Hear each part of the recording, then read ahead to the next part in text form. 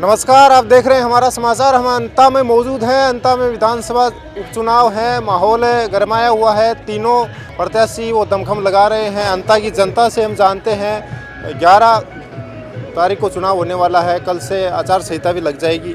क्या माहौल है अंता में? बढ़िया माहौल चल रहा है। किसका पलड़ा भारी दिख रहा है? मोरपाल जी का। किस तरह से देखते हो मोरपाल जी को? हम अच्छी तरह से देखते हैं। क्या अच्छा लगता है मोरपाल जी? मोरपाल जी हमें बहुत बड़े प्यारे लगते हैं। क्या क्या विकास किया है? क्या उम्मीद है मोरपाल जी से? उम्मीद सब है, जो दुनिया चाहे वही करना चाहिए। क्या लगता है अगर मोरपाल जी जीत गए तो क्या क्या मुद्दे रहेंगे? बिल्कुल साहब, मोरपाल जी जीत जाते हैं तो जैसे किसानों के बारे में सोचते हैं, वो किसान पुत्र है, हमारे लोकल 12 जिले से हैं। अंता मांगरोल की जनता ये चाहती है कि मोरपाल सुमन एक किसान का बेटा है, तो मोरपाल जी सुमन को अपन को जिताना चाहिए। जैसे कई समस्या हैं, जैसे किसानों को खाद की समस्या है, बीज की समस्या है, रोड की है, नाली की है।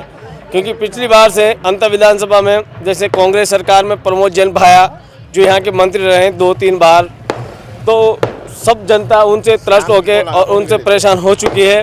उनको 2-3 बार बाइकाट कर चुके हैं। अब इस बार मोरपाल जी सुमन को अपनाना चाहते हैं और इस बार मोरपाल जी सुमन को यहाँ पे आशीर्वाद देकर अंता मांगरोल की जनता उनको आशीर्वाद देगी और इनको इस बार विजय श्री का आशीर्वाद देकर और विधानसभा में भेजेगी। किसान पुत्र का जिक्र कर रहे हैं। किसान के पुत्र तो नरेश मीणा भी अपने आप को बताते हैं, उनका तो चुनाव से नहीं गन्ना है।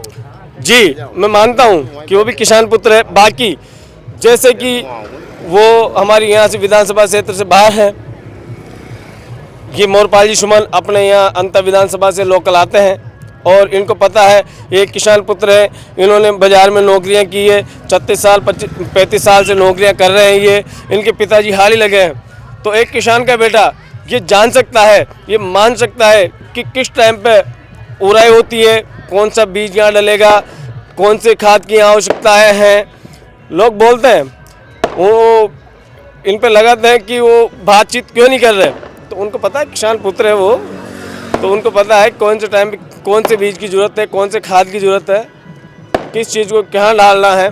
तो किसान पुत्र किसानों की ज़रूरत पूरी करेगा साहब। चुनाव की तारीख नज़दीक आ गई है। किन मुद्दों के आधार पर वोट कर रहे हो? कौन से प्रत्याशी का पलड़ा भारी लग रहा है? मोरपाल जी सुमन का पलड़ा बिल्कुल भारी लग रहा है। क्या मुद्दे हैं जिन पे मोरपाल सुमन को आप चुन रहे हो? मोरपाल जी का चुनने का कारण है वो कोई 36 कौम के नेता हैं, ना उनके ऊपर ना कोई जाति का टैग है। वो बिल्कुल 36 कौम की बात करते हैं, किसानों की बात करते हैं।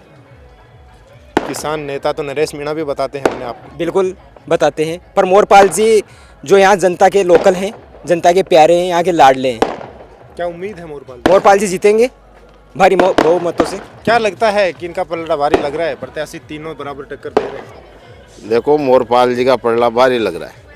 क्या क्या अच्छा लगता है मोरपाल जी में? क्या उम्मीद है कि अंता की जनता को क्या सौगातें देंगे अगर जीत गए? क्योंकि वो एक तो केंद्र पे भी बीजेपी की सरकार है और राजस्थान में भी बीजेपी की सरकार है।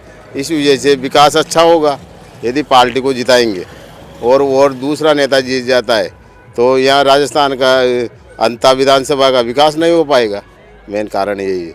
इस वजह से जनता मोरपाल जी को चाहती है। क्या ऐसी मुद्दे हैं, क्या समस्याएं हैं जो अभी तक नहीं समाधान हुआ उनका? मोरपाल जी सुमन है जो लगता है आपको आम की उम्मीद पर खड़ा होता है? अच्छा आदमी लगता है और किसान का बेटा है।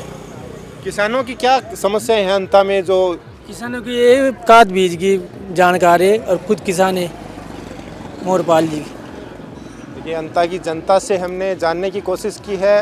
तीनों प्रत्याशी खैर बराबर की टक्कर दे रहे हैं। कहीं बीजेपी प्रत्याशी मोरपाल सुमन का पलड़ा भारी है, कहीं प्रमोद जैन भाया का पलड़ा भारी है।